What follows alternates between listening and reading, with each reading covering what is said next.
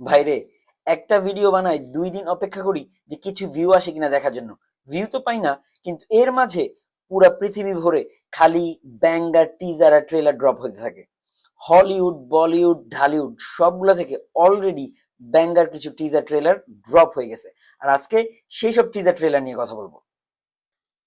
প্রথমে আসি হলিউড নিয়ে। হলিউডের arguably the best director Christopher নোলানের নেক্সট প্রজেক্ট অডিসি মুভির টিজার কিন্তু চলে এসছে।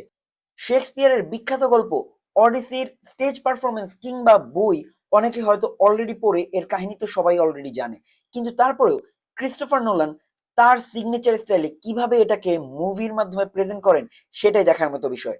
উল্লেখ্য বিষয় এটাই যে ক্রিস্টোফার নোলান এই পুরো মুভিটা আইম্যাক্স ক্যামেরার মাধ্যমে শুট করছেন। আইম্যাক্সে দেখার এক্সপিরিয়েন্স আমি তো ভাই মিস করব না। আর মুভিতে হলিউডের সব অ্যাক্টরদের মেলা বসেছে। মেইন চরিত্রে রয়েছেন আমাদের জেসন বন্ড, ম্যাট ডেমন। এছাড়া ভিলেনের চরিত্রে দেখা যাবে ব্যাটম্যান খ্যাত রবার্ট প্যাটিনসনকে।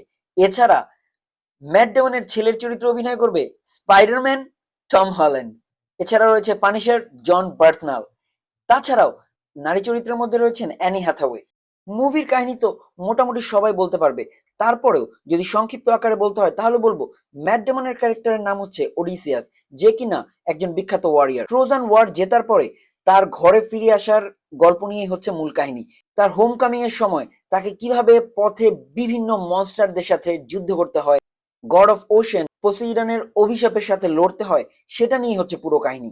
তবে এর মাঝেও তার ঘরে কি কি চলছে, কিভাবে তার জায়গা দখল করার চেষ্টা করা হচ্ছে এবং বাবা কেন ফিরে আসছে না তা দেখার জন্য টম হল্যান্ডের যে লড়াই, সেটা নিয়েও কিন্তু এই কাহিনীতে ফোকাস করা হবে।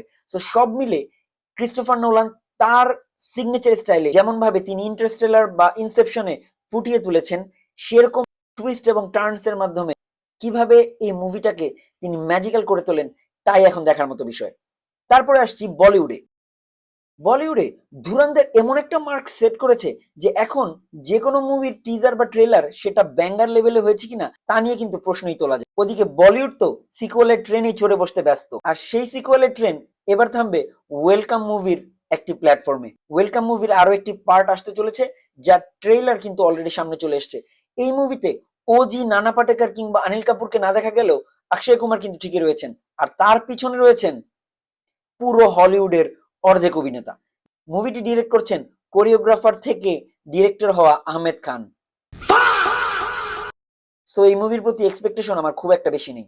আর এই মুভির কাহিনী লিখেছেন বলিউডের ক্রিস্টোফার নোলান খ্যাত ফারহাদ সামজি।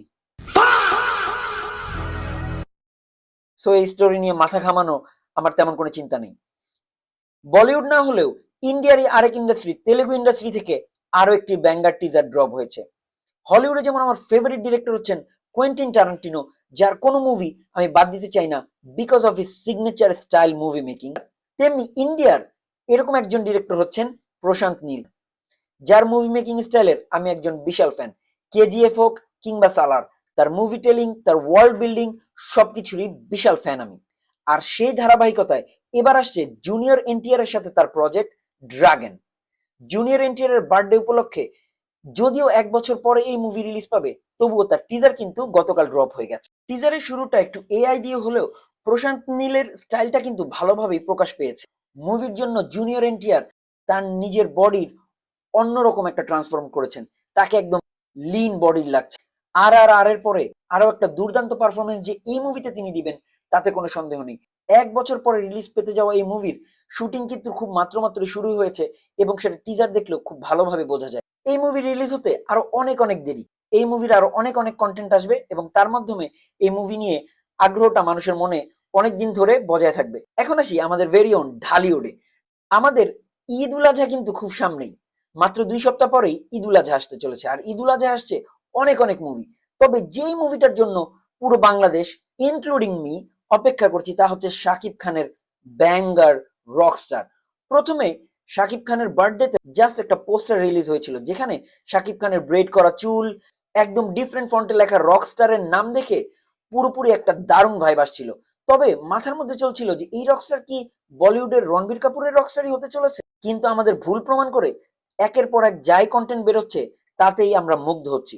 প্রথমে বের হয় পান্থ কানাইয়ের কণ্ঠে একটা গানের কন্টেন্ট, যেখানে শাকিব খানকে দেখানো হয় যে শাকিব খান জেলে আছে, সেখানে শাকিব খানের লুক, শাকিব খানের অভিনয় অসাধারণ।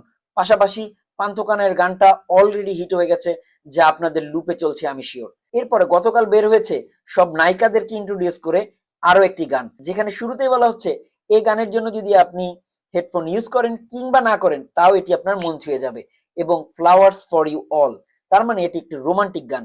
এবং রোমান্টিক গান হলেও এটি কিন্তু বাংলায় না, এটি একটি ইংরেজি গান। এবং এই গানের মাধ্যমে পরিচয় করিয়ে দেওয়া হয় নায়িকা সাবিলা নূর, বাংলাদেশকে রিপ্রেজেন্ট করে মিস ইউনিভার্সে পার্টিসিপেট করা মিথিলা, এবং এবং সুনিধি, যাকে কিনা আমরা অর্ণবের ওয়াইফ ভালো একজন সিঙ্গার হিসেবে জানি। প্রথমে যেটাকে একটা সাদামাটা রোমান্টিক মুভি মনে করা হচ্ছিল, যার আড়ালে থাকবে একটা রকস্টারের লাইফস্টাইল, যে কিভাবে সে ড্রাগের নেশায় পড়ে যায়, কিভাবে প্রেম হয়, কিভাবে বিরহ হয়, এসব। কিন্তু এখন টিজার দেখে মনে হচ্ছে কাহিনী সম্পূর্ণই অন্যরকম হতে পারে। এবং এই টিজারের প্রত্যেকটা শট, কালার গ্রেডিং এত দুর্দান্ত ভাবে নেওয়া হয়েছে, আমি তো ভাই এই মুভিটা দেখার জন্য একদম অপেক্ষা করতে পারছি না। কবে ঈদ আসবে, আমি কবে এই রকস্টার মুভি দেখবো। যাই হোক, এগুলোই ছিল আজকের মতো হলিউড, বলিউড আর বাংলাদেশ থেকে টিজার নিয়ে কথাবার্তা। এর মধ্যে কোন টিজারটা আপনার মন জয় করেছে, কোন টিজার নিয়ে আপনার মন্তব্য কি, তা কমেন্ট সেকশনে জানাবেন। আর এরকম ভিডিও আরো দেখতে হলে আমার চ্যানেলে প্লিজ সাবস্ক্রাইব করবেন। পরবর্তী ভিডিওতে আবার দেখা হবে। আজকের মতো এই পর্যন্তই। Tata. No one loves me, no one loves me, no one loves me.